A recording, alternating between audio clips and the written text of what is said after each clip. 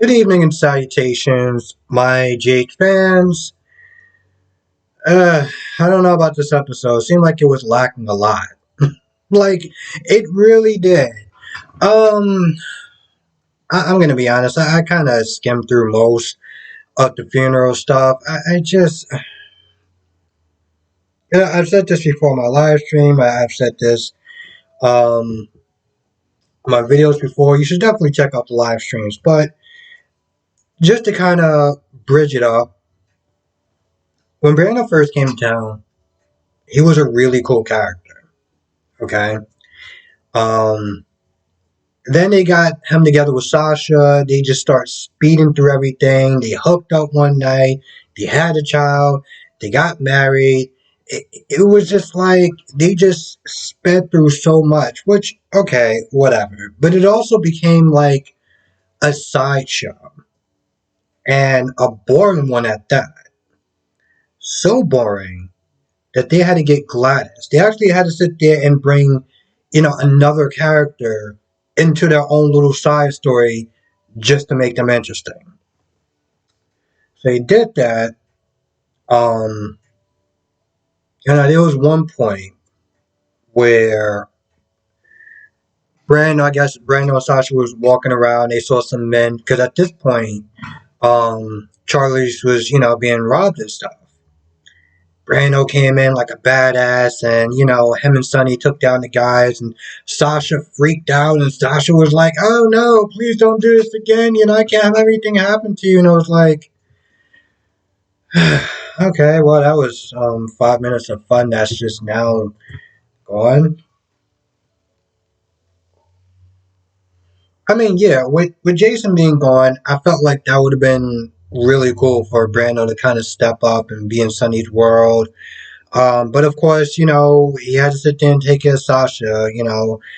Brando had to become Sasha's crutch. So, you know, I felt like his character, his story just kind of hit a ceiling, and it was just like, what was really the point of him being on the show anymore? Don't get me wrong, again, like when he first started, but, you know, they had this whole funeral. There was one point where Olivia said something nice to Nina, but I'm like, Olivia, why did you need to say anything to her? Okay? Like, why?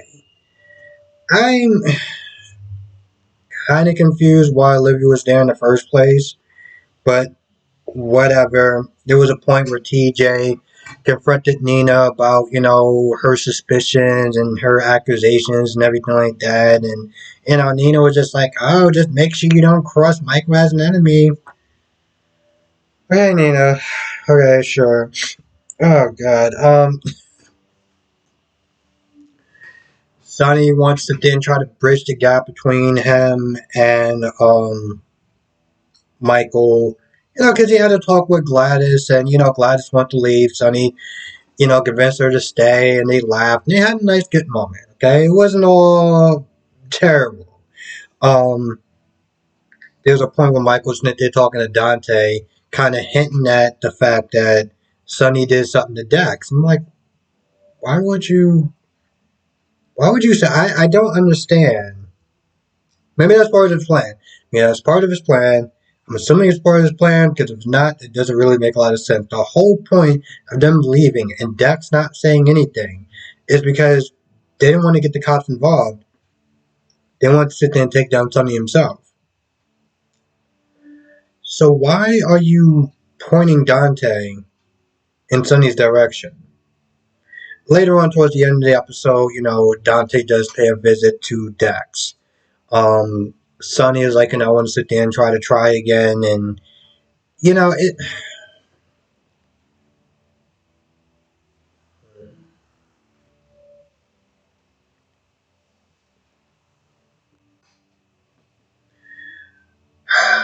The one thing I mean, well, there's a lot of things I don't like about funerals, but the one thing that I don't like about funerals is that, people sit there and say they want to spend more time together, they want to sit there and try to mend fences, and things of that nature. And the thing that really always bothers me is that why does it have to get to that point? You know, why does it have to get to that point to sit there and remind people that we don't have all the time in the world. We can't sit there and control when one day we're just gone.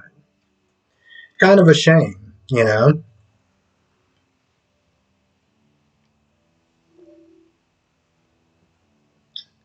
Um, I think I said Willow was there. Olivia was there for some odd reason.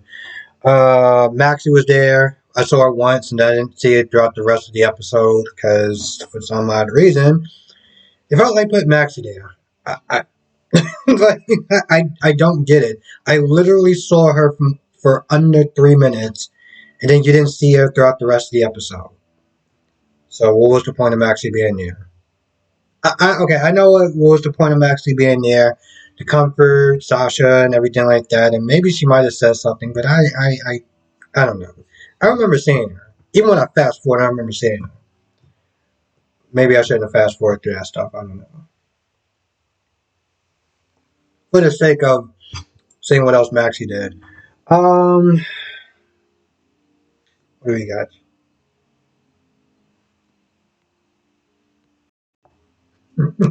I was looking at my notes. I was like, Chad.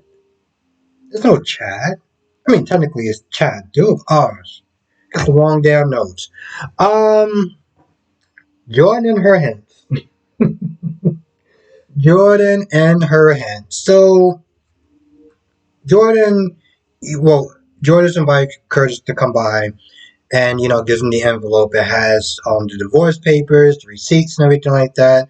And at this point, Jordan's like, "Yo, listen, take this to Portia. So in case you think I screwed things up again, just show her this. Everything's good to go, and your marriage can proceed, and yada yada yada." Of course, Curtis just couldn't just. For some odd reason, he felt the need to bring up the past again. I just don't understand. I swear, when he said that, I was writing and I just threw my damn pen across the room because I'm like, bro, seriously? You still sit there whining and complaining when she gives you the divorce papers. What is the point? I don't get that. What is the point? But I just don't understand. You're so meticulous. I'm like, oh my god, seriously, bro? Like, really? You got the divorce papers in your hand and you're still whining. Well, I don't feel bad that Miss Wu's taking over his club. I really don't.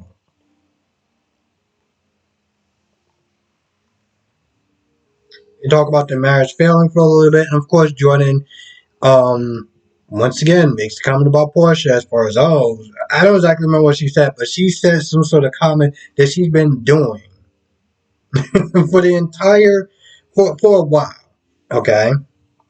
And of course, Kurt's like, well, what was that supposed to mean? They talk a little bit. Jordan gets a call. At this point, well, Taggarty or Paul Oz Taggarty, yeah, he's dead. He's dead. Um,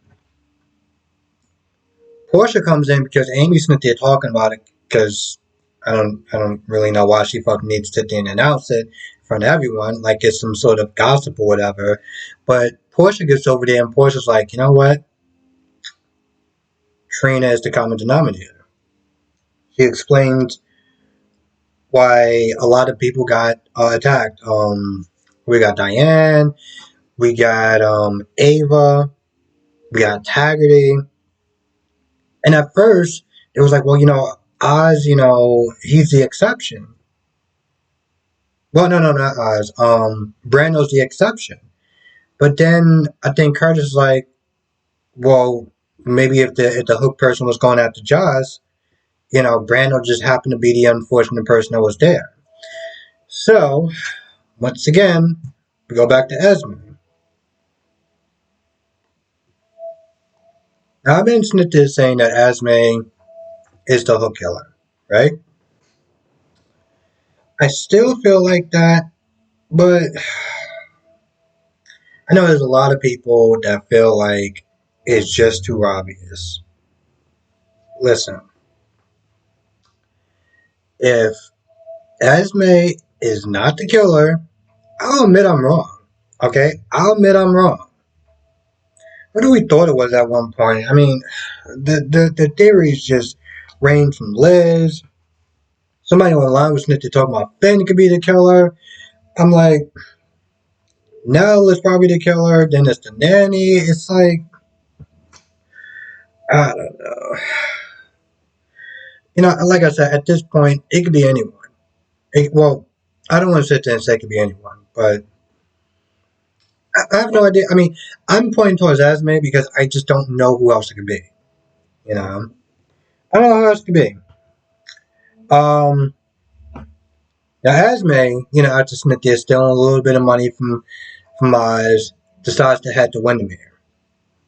Gets there, tries to use the key that doesn't work. Somehow she's able to get in, and she gets to the safe. She, I guess, gets the combo right. Nicholas is like, "Yo, who is that?" Now at this point, I'm like, Esme, you made the same rookie mistake that every single other person has made. You look back, you know what I'm saying? Like, I just don't understand. Like, you're sneaking to this house, sitting trying to get this money. You don't know when these people are going to be coming back and forth. You could have maids, you could have butlers. Um, so I'm just like, why would you sit there and make that class mistake of not looking over your shoulders? So it should be interesting.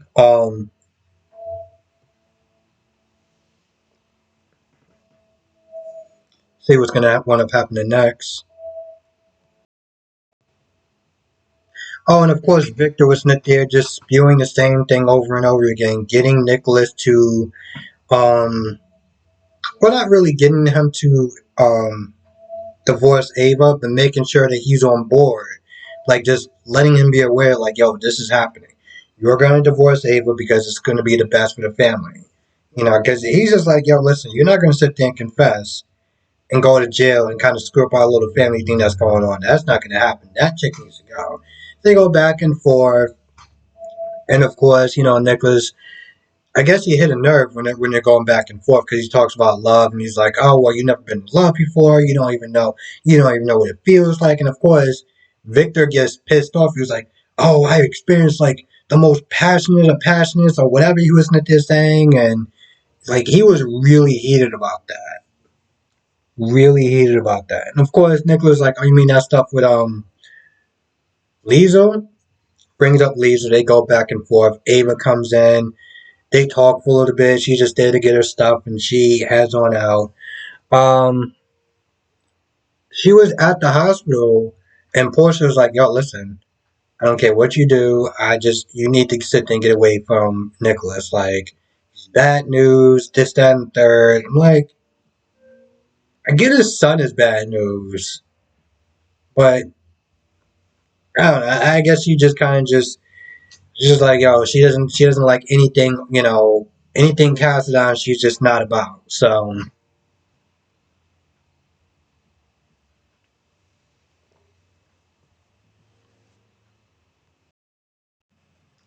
And then there's the Josh and Dex scene. So Josh comes over, and first she's just like, "Yo, what are you doing? What are you still doing here? Like this dude should have been out of town. He should have been gone." She's meant to checking how he's doing, how he's feeling, and his wrist hurts and everything like that. No, why is and she's not there wondering, why this dude, didn't call the cops, why he's not testifying or anything like that. And there's one part where he almost slips up, and because Josh is still sitting there bashing Sonny. Oh, well, so many people that's sitting there protecting him, and he's not going to sit there and show the same loyalty, and yada yada yada, and blah blah blah blah blah. Honestly, tell you the truth, I can't wait for Josh to sit there and have a conversation with Christina. I really can't. I can't wait for that to happen. Um, but she's going in on Sonny like usual, and Michael's like, "Oh, you sound just like Mike." I mean, wait, okay, let me start this again. So she's going in, and Dex is like, you sound just like Michael. And Josh is like, what does that mean? Like, you don't really know my brother like that. So of course he makes some sort of excuse. There's one point where now he can't button up his shirt. So there's a whole scene right there. And once again, when I see a scene like that, I'm just like, yo, listen, Cam, Your time is running out, bro. There's no easy way to say it. Your time is running out. Um, and of course, Dex tries to be like, oh, well, I don't like him most days, but, he still admires him and yada, yada, yada. I'm not going to lie, it really doesn't go anywhere. Josh gets frustrated because she's like, yo, listen, you seem like you don't really care about your own life. You want to continue working for somebody who ties you up in a meat locker and tortures you and stuff like that. If this is what you want to do, don't sit there inside and try. So she gets angry and she just kind of storms off.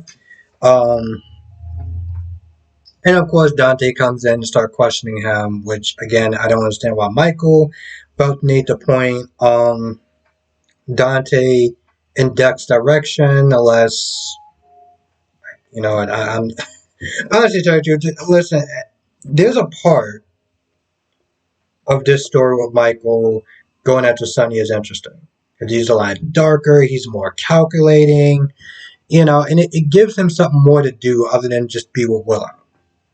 So that's great. Problem with Michael trying to take down, well, there's a couple of problems. One, again, yeah, you forgave him for killing AJ.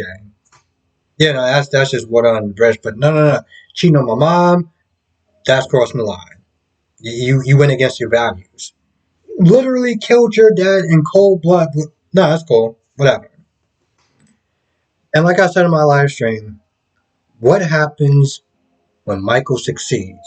When Michael brings down Sonny, because Sonny got enemies. And the only reason why they would sit there and stand and walk around and be all free and everything like that is because of Sonny's protection. So what's going to end up happening? Michael's not going to want Carly being in the mob again. You want to sit there and act like I don't understand how he feels that his family's still going to be protected when Sonny's not around. This is so asinine, but of course this is plot over logic and common sense. Because, well, like I said, I've said this so many times, and unfortunately, I feel like I'm gonna probably have to wind up saying it more down the line when Michael gets close to achieving whatever goal that he's trying to achieve, which is just, well, stupid.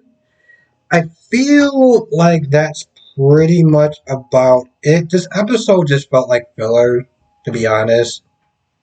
I haven't watched the rest of the soaps. Watched Days. I watched Days. If people thought that the Anna and Valentine scene was a little risque, yeah. Again, go back to the movie that came out in the the late '90s called Wild Things. Okay? I'm just forewarning before you watch that scene. Now, granted, they did it in a little soapy way, but it was still like pretty sure DJ Hall was like nothing's gonna change, and nothing's gonna change. Anyway, with that being said, I'm gonna go. I want to thank you for watching. Be safe, and I'll see you in the next video.